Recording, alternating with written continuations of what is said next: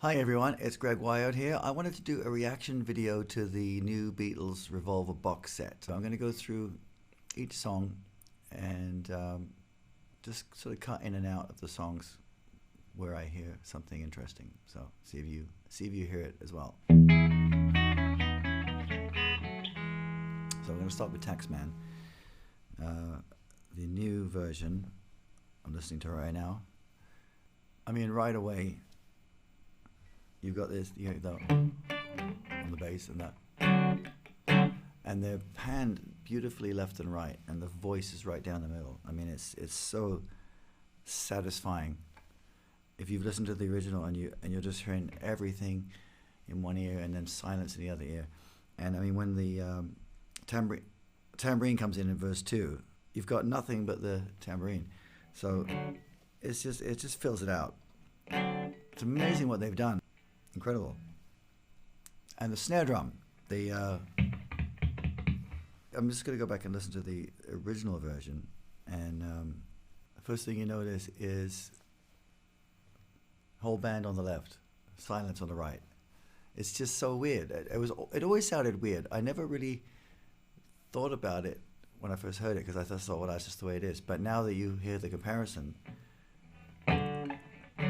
so that's really the main thing. The main difference is, I think, the guitar solo, I think, cuts through a lot better in the new one as well.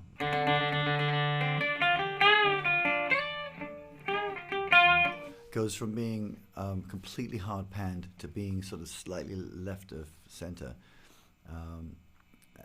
It still stands out. I mean, I guess they did that to really make it stand out in the best way they could in the mix with only really 2 channels to work with. Anyway, that's all I have to say about Taxman. Moving on, Eleanor Rigby. If you listen to the mix from 2009,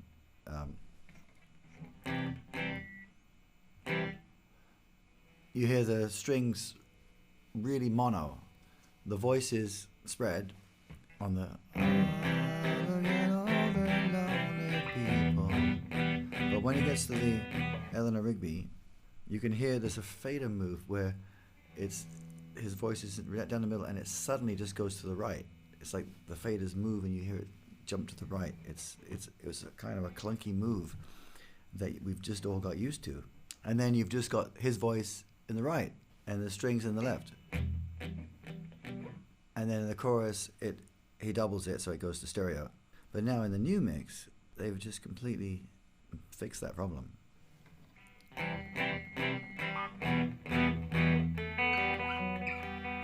Eleanor Rigby is right down the middle now. Really dry vocal. And then you get the double tracked vocal in the chorus. All the lonely people, where do they all come from? But so much better. We're going to go to the next one. Okay, so this is I'm Only Sleeping. I'm Only Sleeping, interesting, because the mix sound field isn't that different. It's acoustic guitar there. You've got the guitar in the left, his voice in the center, bass kind of backgroundy, but in the new version, I would say, still got the guitar in the left. Bass is EQ'd completely differently, it cuts through. The bass was always kind of fuzzy in that song. If you listen to the bass, I always wondered what they did to the bass. It sounded like it was sort of muffled or had a coat over the speaker or something, but it's so much nicer. I love that they haven't really sacrificed anything. They've just made it better. Yeah, that little, I'm gonna grab the bass for this one. If you listen to the little lick right at the end of the verse where it goes, it's much clearer on this version.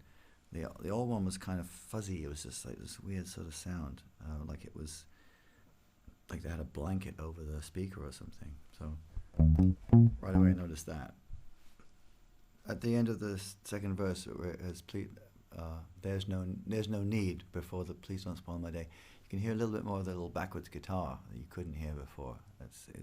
Separation is easier to hear there now. Same spot as that little backwards note. The oohs that come in after please don't spoil my day, you can hear faders weren't coming up fast enough before, and now they fixed that, so you can hear the oohs right after please don't spoil my day. Ooh, ooh. That's kind of cool. Oh, the yawn is so much louder now. It was always there, but you can really hear it now before the second chorus. It's funny. Moving on to Love You Too, they've done a really good job of making the sitar sound stereo. It's a mono recording, but it's got a really nice stereo width to it now. The main thing I notice, not a huge difference really. The mix is you can't really do a lot with the mix. It's kind of a dense mix with the tabla and the drone going on. I did notice something about the wherever that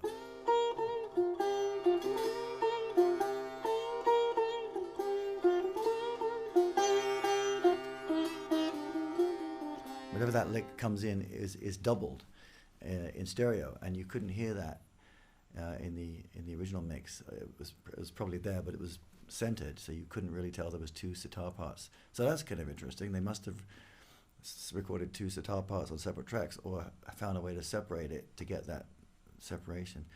By the way, I should just say I did my own cover of this song on YouTube a while back, and I'll leave a link down below if you want to hear my rendition of the entire Love You Too song on sitar. Just a little plug for my own video. Perhaps the most beautiful Beatles song, definitely Paul McCartney song for me. Here, There and Everywhere.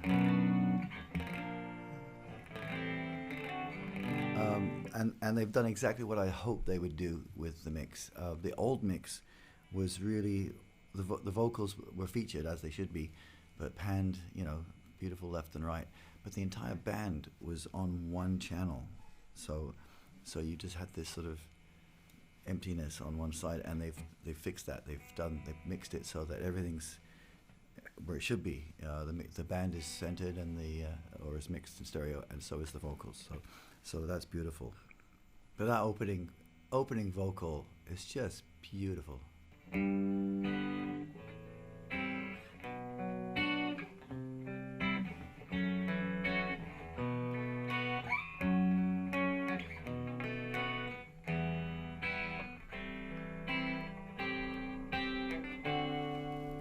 Some things they didn't mess with at all. The scale going up, the slightly rushed part is still left, and then the reverb is in the right channel. So that's kind of retained, which is nice. I like the fact that some things are better just left the way they are. One little part I was stood out for me was the love never dies, with the watching her eyes, and then they've left the finger snap in, but it's now in the center. It's not to one channel. I don't know if I like that better. I think I kind of liked the little snap coming into the left ear, but there you go. Still got the old version, right? Okay, Yellow Submarine, another heavily panned song. Panned, I mean, in the sense of left to right, not panned, criticized. But beginning of the song in the old version is voice, band, completely. And then sound effects down the middle. But the new version is, as you would expect, mixed center, voice center, guitar center, just the little shaken tambourine on the left. So they put things, and the kick is in the left. And a nice stereo spread on the ocean sounds now. Really interesting. You can really hear them actually now better. Great stereo spread on the vocals and the chorus. Yeah, the old version, the chorus vocals were all in the right channel, completely panned to the right. So it doesn't have the same depth. Really nice now. Oh yeah, the brass band comes out really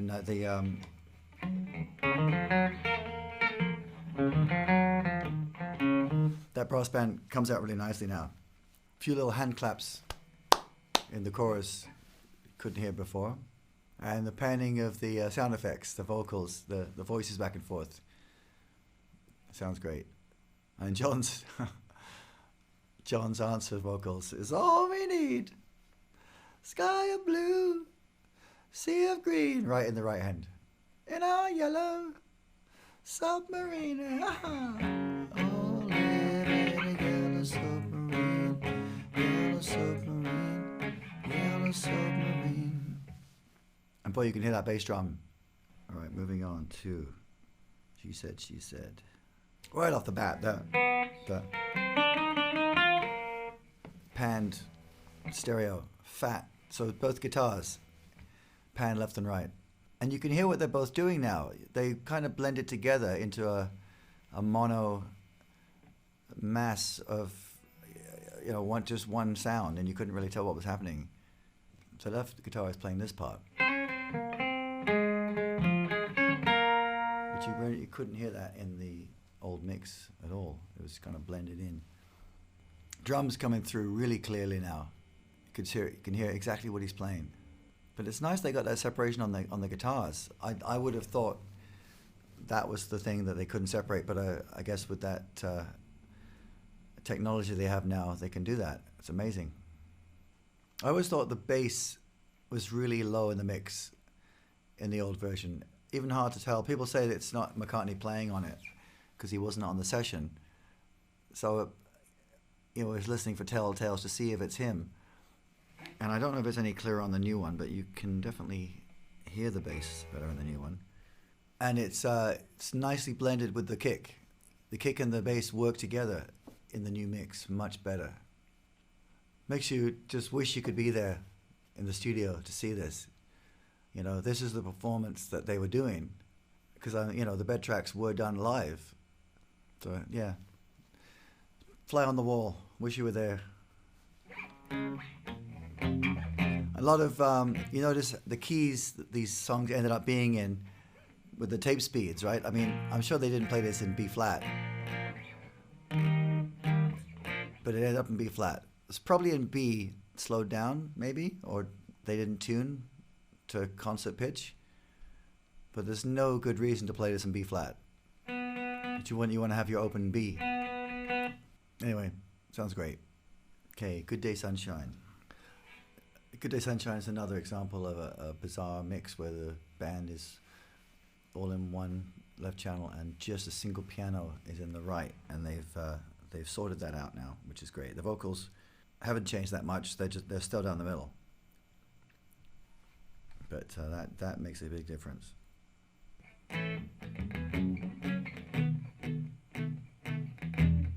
Something I can talk about. I feel good in a special way.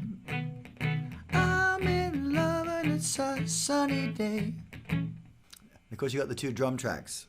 One of the few times I think Ringo actually did drum double tracks on the same song.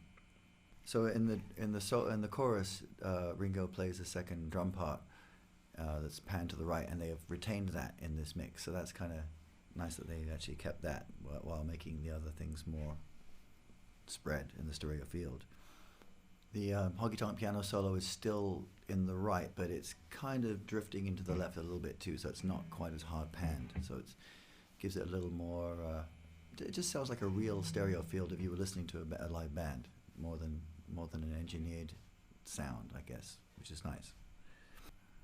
At the end of Good Day Sunshine, you can hear a tape edit or a cymbal that cuts out on this. Good day, sunshine. Good day, sun. And you can really hear it now. It's just like it chops off the hanging cymbal, and it's just silence while they do. Because I guess they had to make the 4 tracks to do that extra vocal. But I like that's still, that little imperfection is still there. You can actually hear it a little clearer. In Angelo Birkin Sing, I was wondering if they were going to separate the lead part, into 2 parts with all the technology they had, but they didn't. It's still mono down the middle. So that might have been nice if that was possible to do, but so be it. Really notice the snare. Really nice snare in this one, and that relentless four to the bar strum that John's doing. But I would say the bass actually is quieter. Yeah, the old version, and you both could sing. The bass, yeah, I would say the bass in the old version was panned to the right, and it was actually a bit louder. In the new version,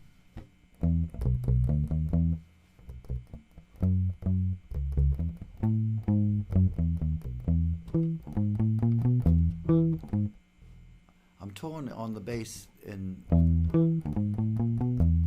the old and the new version, because I love that bass part so much, and it's actually easier to hear, I think, when it's separated to the right as it is in the old version. It's now mixed down the center, and for some reason it's good, it's still there, but it's not as obvious. I don't know, to me it's like a lead part, so I'm gonna go for the old mix when it comes to the bass in And Your Bird Can Sing. Yeah, the old version of And Your Bird Can Sing has the drums to the left and the bass to the right. I can't tell if it's completely hard panned. I think it's sort of 10 o'clock, 2 o'clock maybe. But they've put them right down the middle in the new mix. So the bass, as I said, is not as isolated, which I used to like in a way. So it's kind of weird. Yeah, the vocal balance really hasn't changed that much in the new mix of And Your Bird Can Sing. It's still John down the middle and Paul and George separated left and right. So they kept the good that was there, which I guess I would expect them to keep that, which is great. But fantastic. All right, For No One. For No One. Your day breaks, your mind aches. You find that all the words of kindness linger on when she no longer needs you. I always found that weird, that the bass is on one channel, everything else is on the other channel, and the voice down the middle. Through the whole song, it never changes. Sometimes this mixed decision is made where things are separated and they evolve through the song, but this is the same. And then, of course, the horn solo. So yeah, what a fascinating difference. I'm just listening to this for the first time right now. I literally am. And you can hear the two different pianos, like the hammer bear, or the felt bear hammer on the left, and the regular piano separated, and I guess they were always blended into one. Sounded like a harpsichord, but it's actually, I think it's two pianos. And beautiful sound that was never really evident because everything was kind of shifted to one side. So I find that just fascinating. It's such a fat sound now, and especially when the bass comes in.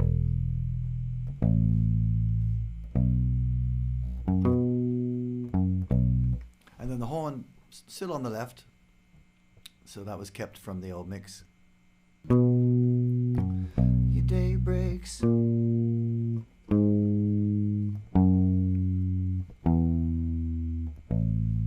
right, moving on.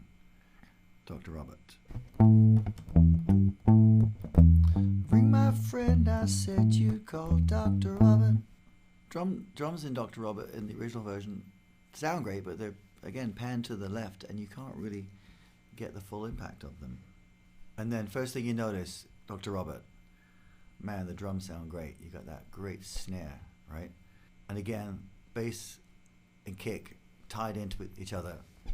Oh, Dr. Robert, Dr. Robert, you're a new and better man. Okay, I want to tell you, that's pretty cool. The opening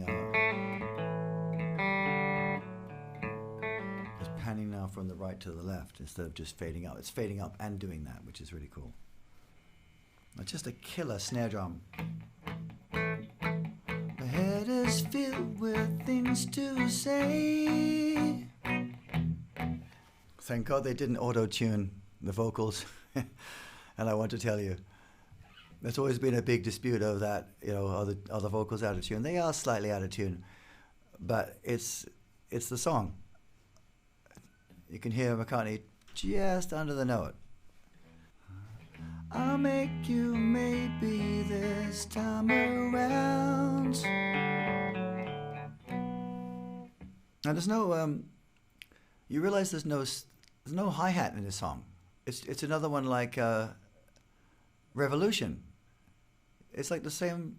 It's the same drum pattern, bass and kick and snare. And the tambourine does any of the high stuff. So you're noticing that more now. Stereo piano is really nice in the chorus.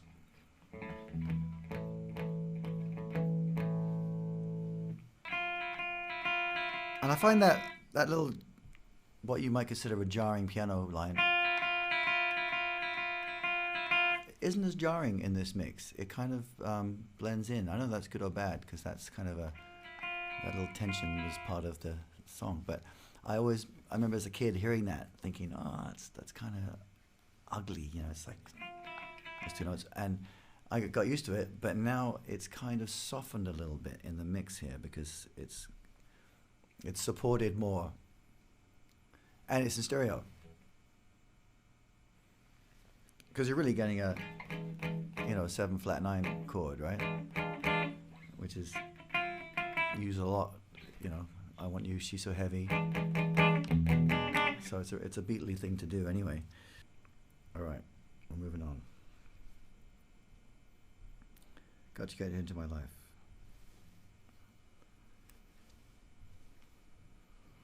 Oh, amazing. Oh, the horns right off the top.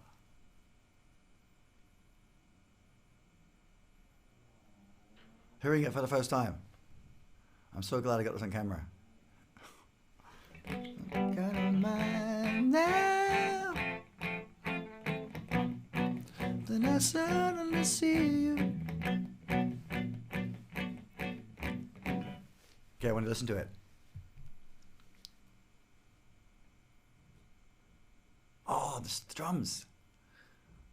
Okay, this is 1,000 times better. Just the drums, that compression, there's some weird compression going on in the old version. And you kind of lose the drums. Yeah, the old mix was drums, bass, horns. So you're always just getting half the field.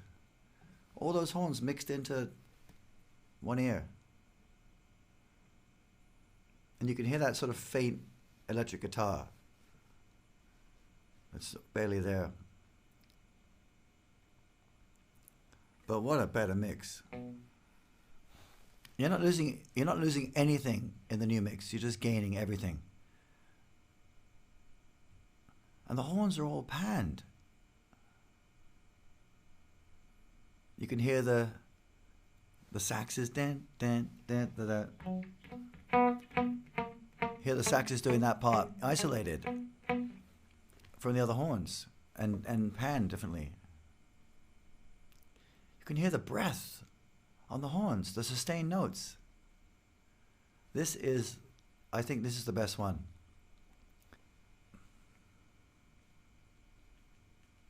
Fantastic. What a difference. You know what? The Earth, Wind and Fire version now has more of a competition, I think. Not that this version wasn't good, but Earth, Wind and Fire is a pretty good version. And this has some of those elements that makes it a good version. What a great job. Love that part.